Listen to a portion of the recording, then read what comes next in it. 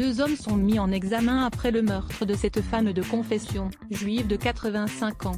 Ils nient formellement le caractère antisémite de leur acte. 10 jours après le meurtre de Mireille Knoll, l'avocat de l'un des 2 meurtriers, présumé, prend la parole pour la première fois, sur France Info mercredi 4 avril. Selon Karim Lawafi, le précédent Sarah Halimi a peut-être pu inciter les juges à ouvrir une information pour homicide volontaire à caractère antisémite.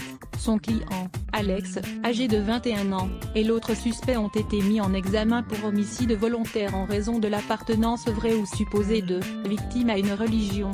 Sarah Halimi avait été rouée de coups, son meurtrier accompagnant ses gestes des cris de Allahu Akbar, d'insultes et de versets du Coran. Mireille Knoll avait, quant à elle, été retrouvée poignardée dans son appartement incendié, vendredi 23 mars.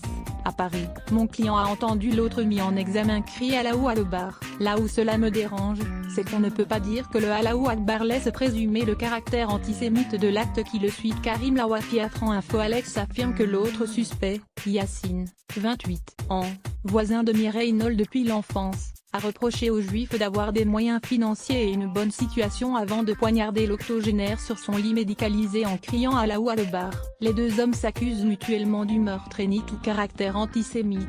Ils doivent prochainement être entendus par les magistrats. Mercredi dernier, des milliers de personnes ont marché dans plusieurs villes de France en mémoire de l'octogénaire et Emmanuel Macron a assisté aux obsèques religieuses de l'octogénaire à Bagneux, Hauts-de-Seine. Elle a été assassinée parce qu'elle était juive, avait déclaré le chef de l'État. Quelques heures auparavant, lors de l'hommage national au colonel Arnaud Beltrame aux Invalides. À lire aussi sujet associé meurtre de Sarah Halimi, meurtre de Mireille Knoll, meurtre fait divers.